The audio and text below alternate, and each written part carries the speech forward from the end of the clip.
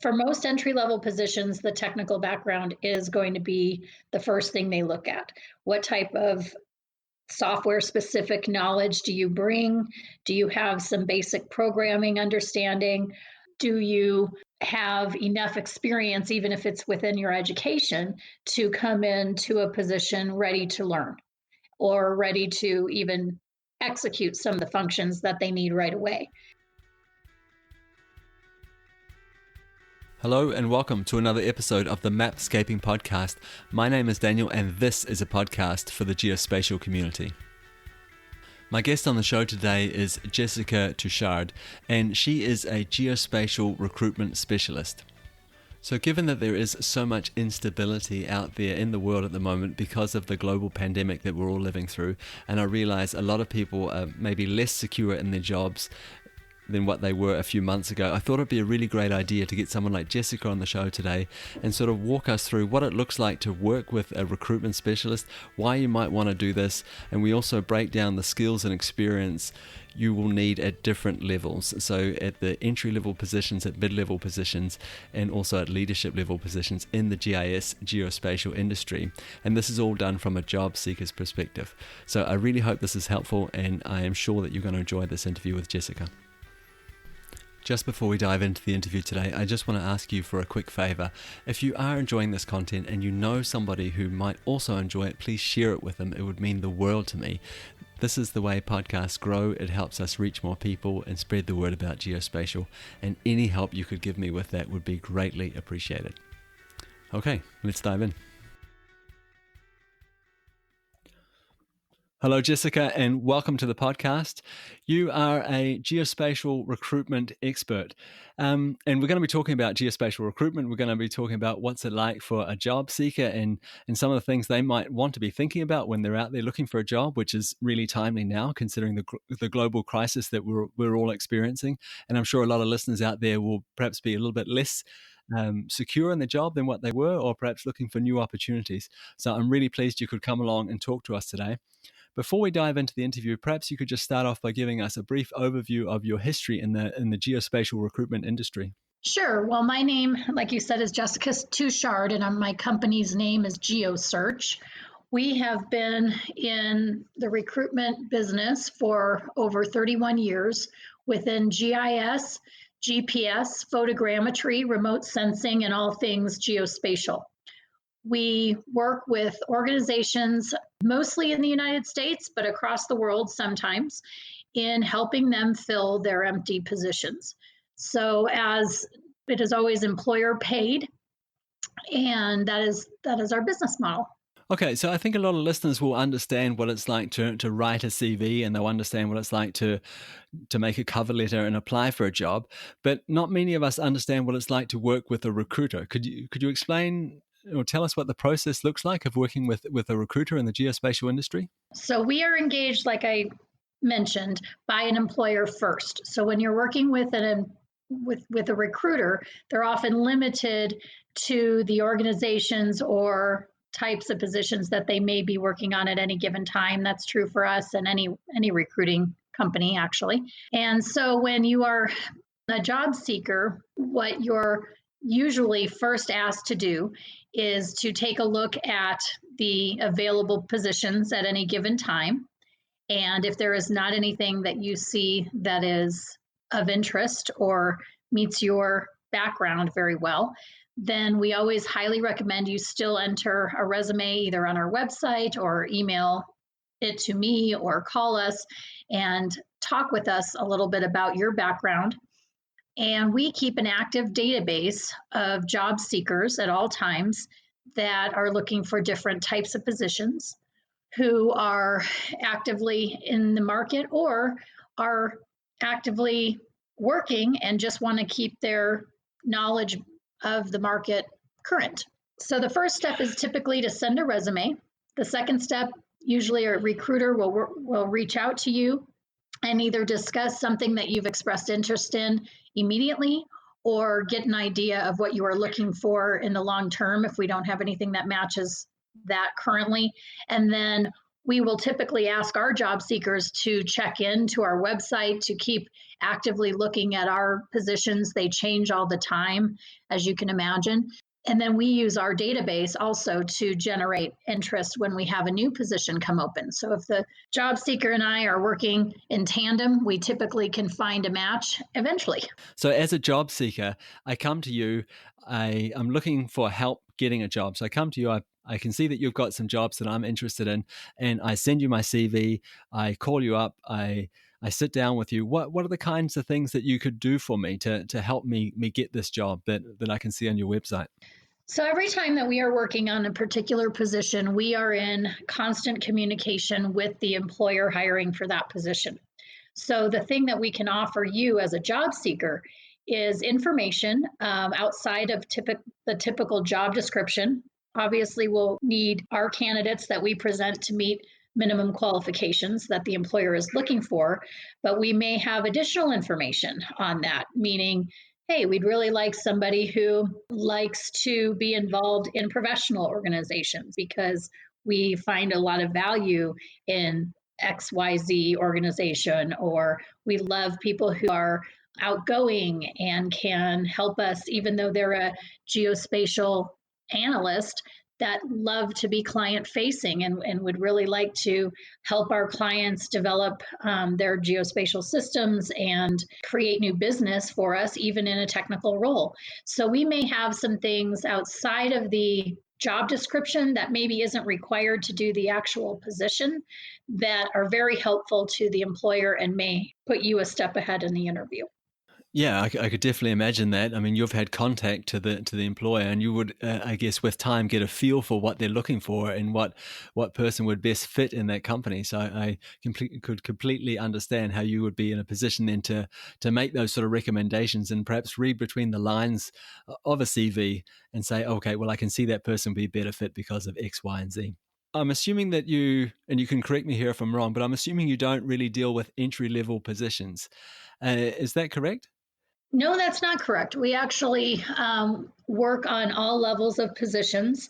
And typically, at least in our business model, we are typically working with an organization as a whole. We have many different services that we offer our employers, but our most popular service is one that puts us on a long-term basis.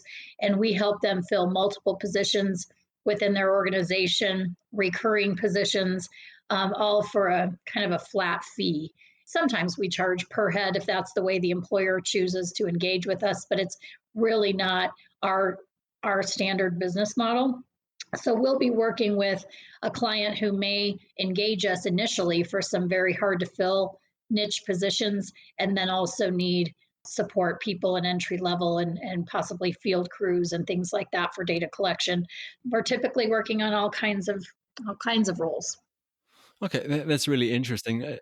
I just assumed that you would be more in the niche market, like so positions that were difficult to fill. That's the time that employers would contact you and say, "Hey, we can't find these people ourselves. Can you go out and find someone who's going to fit nicely into this role here?" But what you're saying is that you deal with all sorts of positions and at all sorts of different levels in the industry. Yes, and we are typically engaged when a customer is going, how are we going to fill this particular role, or how are we going to fill this many entry level positions? Maybe they need 15 or 20 at a time, something like that. I would say that initially, when we're working with a customer, that's typically why they come to us. The way that our model works, we often are utilized for all levels within the organization eventually. Okay, I'd like to get back to the entry level positions here just for a minute and then sort of work our way up to the mid level and leadership positions, just to get an idea of some of the things, some of the skills that people are looking for, some of the things that could be helpful to mention on our CVs if we're out applying for jobs. So, my first question is, in terms of an entry level position, is it the technical skills that really make the big difference at the start? And the reason why I ask this is, again, it's an assumption on my behalf, but I'm assuming here that a technical skill is an easier sell right at the start. Perhaps I don't have very much leadership experience or that sort of real depth of knowledge where I can stand and direct other people in the organization, say, hey, we need to go over here, we need to go over here.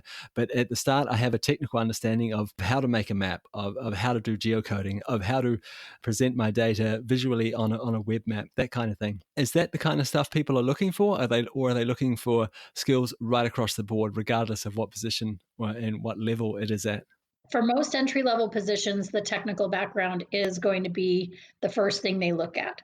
What type of software specific knowledge do you bring? Do you have some basic programming understanding?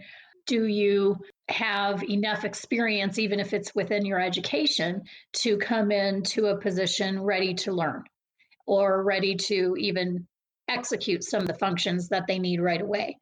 In addition to that, though, even in an entry level person, what else would they be looking for would be communication skills, some love of learning, the ability to learn, maybe some prior background in attending or being involved in conferences and professional organizations. Those types of things indicate to them that you have a high level of interest, that you have a high level of self motivation. And those are the kinds of things that can help you stand out in an entry level pool of candidates. And certainly, of course, internships, if that is available, are always so helpful in not only possibly becoming your first full-time paid position, but if they don't become that, something that is a little bit more experience than just an education environment. So when people ask me this question, how do I get experience in the industry? How do I start? Where do I go? I can't get an internship. One of the things I often suggest to them is start building your online profile. You've done a whole bunch of work at university or college. Start taking those documents that you've written, those papers you've written, the tests that you've done, and write about them. Have your own website. Have an online profile that you can refer back to. Is that kind of thing helpful in any way? Yes, I think that's a great idea. We love to see links to projects or work that people have done within their resume, their CV. That is one way to expand that piece of paper outside of just trying to explain what you know. Also, LinkedIn profiles are a great way to advertise some of your work that way, to be able to link out to a website that you've created, an online profile, as you say, and demonstrate some of those things. Other things that I've seen people do is volunteer work. Here in Colorado, we have a lot of mountain trails and biking trails and hiking trails. And I see student projects all the time about, what are the most traffic trails? How do I find, maybe I want a particular type of trail that has bathrooms or camping or whatever they're looking for in a particular type of hike.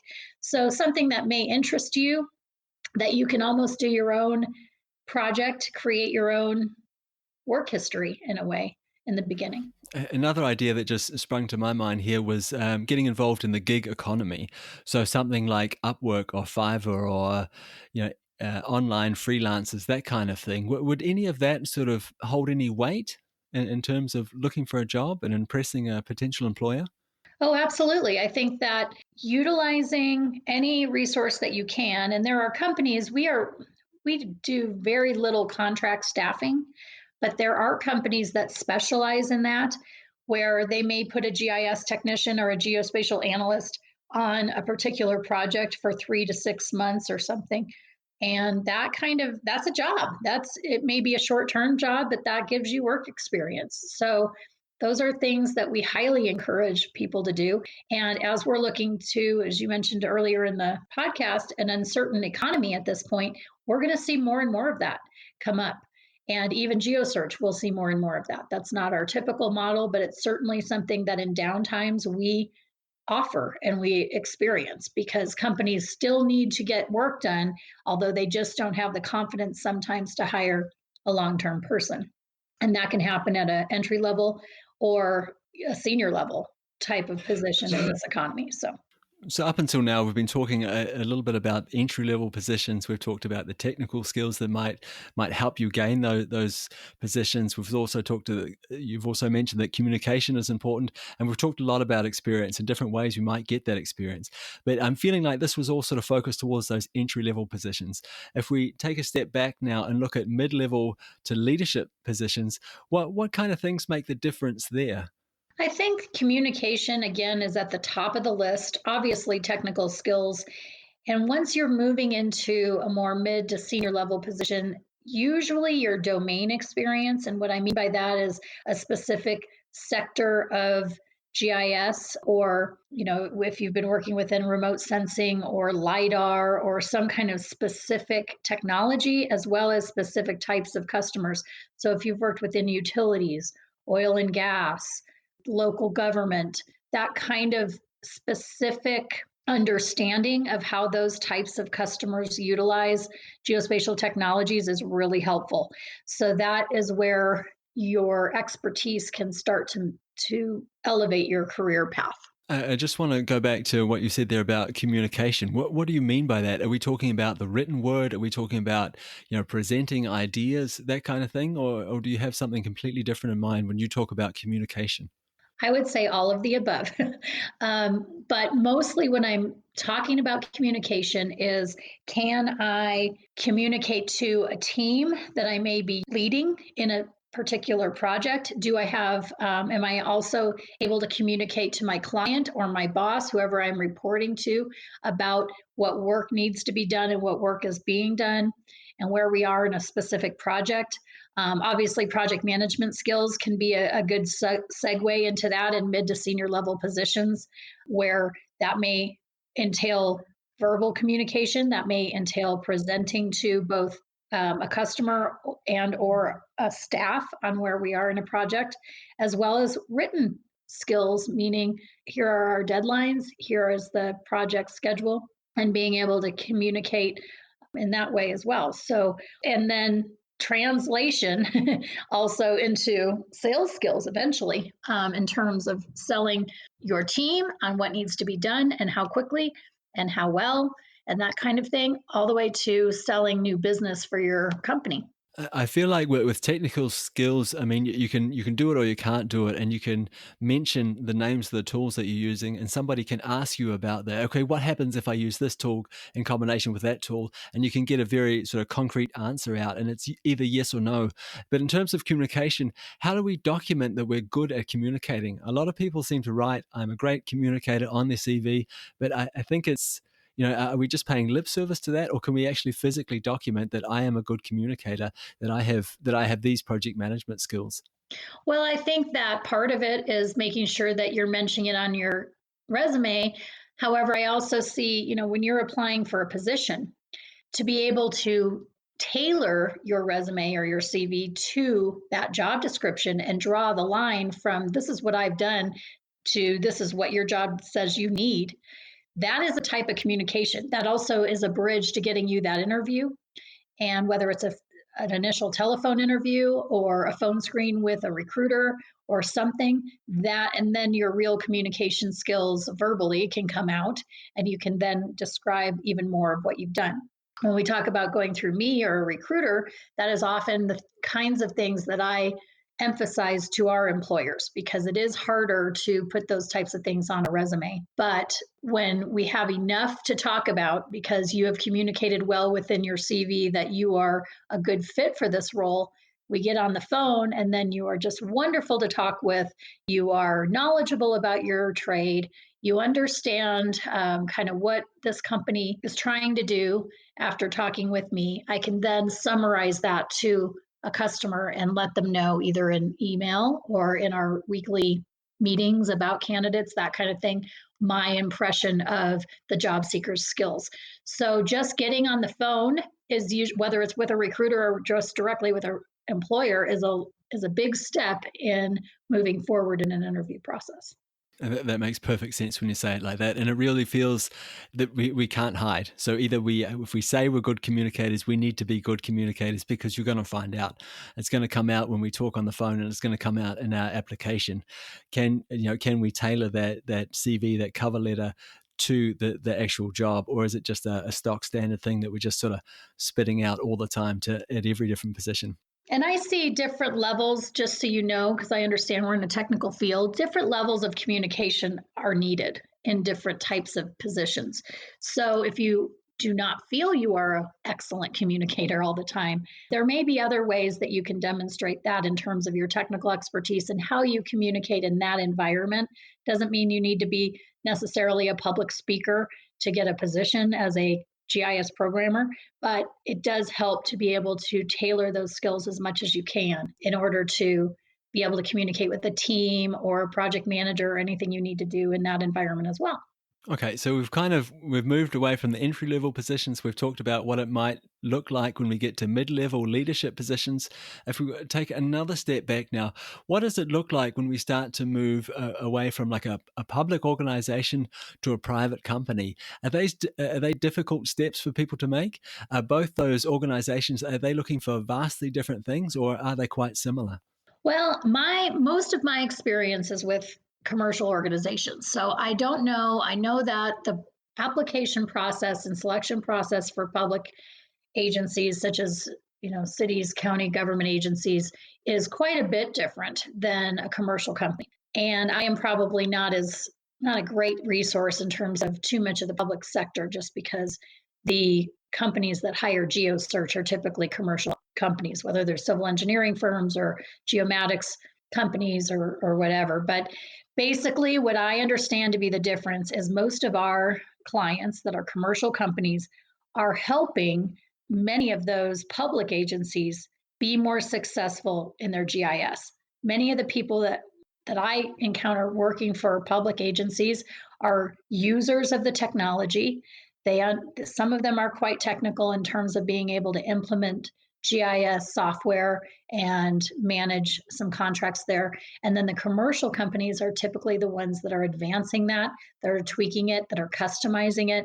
So they are going to have a different role within the technology rather than typically pumping out reports or certain maps for a county, for instance, but they are there to collect the data, to integrate the data, to upgrade and enhance their GIS, that kind of thing. So it's a support for the public agencies.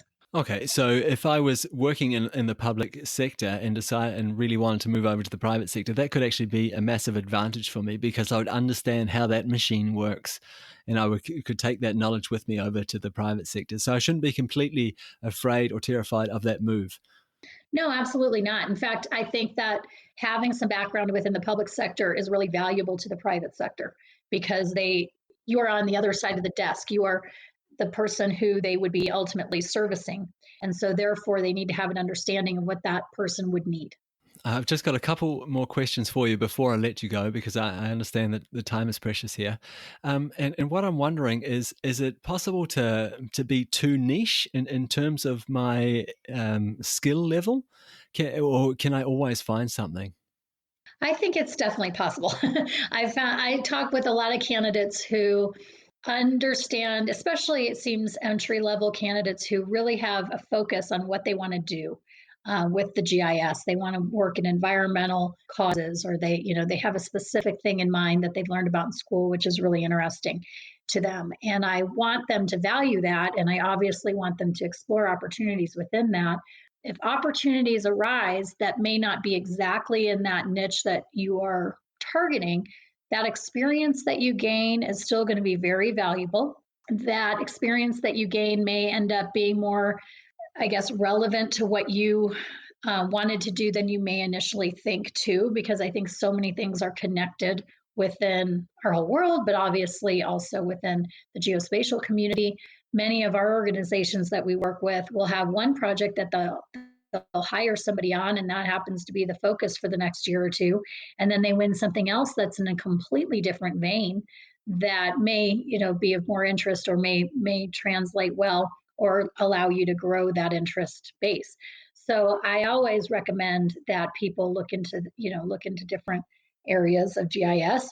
And then remember that we are a geospatial field that comes from everything from data collection with a GPS unit in a survey field to LiDAR collection in an airplane to these mobile LiDAR now that are on cars some people are driving around the country making maps that way and getting the data in order to do so.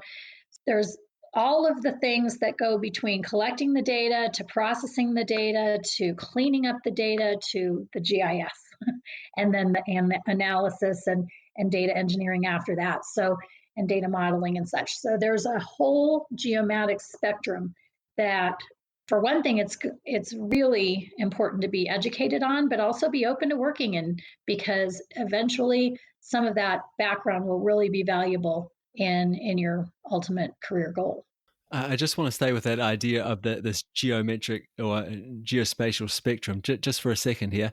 Where on the spectrum do you see big opportunities at the moment? Is it in the data collection side, or is it in the processing side? Is it in the visualization side? Is there any particular part of that where you say, okay, we see a lot of movement here, people are wanting skilled professionals to work in this bit of the spectrum? We see a lot of movement in right now data collection when it comes to UAV technologies. We also are seeing a lot within LiDAR, and that means LiDAR processors also and photogrammetrists, even, which came back from nothing, at least in the United States. It was almost gone for a while and being outsourced, and now it is back as a regular hire that we are asked to find. And then on the other side, I would say the GIS programming and the ability to understand a specific domain and create unique applications and unique things for a specific industry is really important too on the GIS side. And then we are also working a lot with companies who may be exploring autonomous vehicle type data engineering, and that's kind of a whole different spectrum. So those are the three things that stick out to me as where we are seeing the most movement. If I was just leaving university now and didn't have any sort of real domain specific knowledge, I just had a really strong technical background, a technical understanding of GIS, could I go out and make a career based on that? Absolutely. And I think that a lot of times people do, and they cross over to different domains throughout their career. That starting in a sector, or at least initially pursuing opportunities in a sector that's of high level of interest to you, is great. Whether that means you want to work for a public agency or you would like to work for a specific type of company focusing on specific projects, that is a great way to start. If you need to get more flexible, you can always widen that net. But maybe you've done some projects in school that have helped you identify where your interests lie. And those, again, that's domain experience if you've worked within, on certain projects that happen to be within that domain. But yeah, I think the technical skills transfer no matter what. Jessica, I really want to thank you for your time. I've really enjoyed the conversation. You've answered a lot of the questions that I had, and I'm sure a lot of the questions that the listeners have had. So thank you so much for that. But before I let you go, where can the listeners go to reach out to you or learn more about what it's like to engage with a recruiter? Sure. Geosearch.com is our website, and on there is my full contact information, my email and phone number and everything are listed there. They can also create a job seeker account for free. It is private and confidential until they have talked with us and they understand where their information may be going and to what employers. So we encourage them to do that. Thank you so much for your time. It's much appreciated. All right. Thank you. So I realized the audio was a bit scratchy there towards the end of the interview, but that was Jessica from Geosearch. I will put a link to Geosearch in the show notes so you can click through and find out more if you're interested. And that's it for another episode of the Mapscaping Podcast. My name is Daniel, and it's been an absolute pleasure being your host again this week. If you're listening to the show for the first time and haven't already subscribed, consider subscribing. It just means that all these shows are delivered directly to your mobile device or wherever it is that you're listening to your podcast on a weekly basis, and you won't miss out.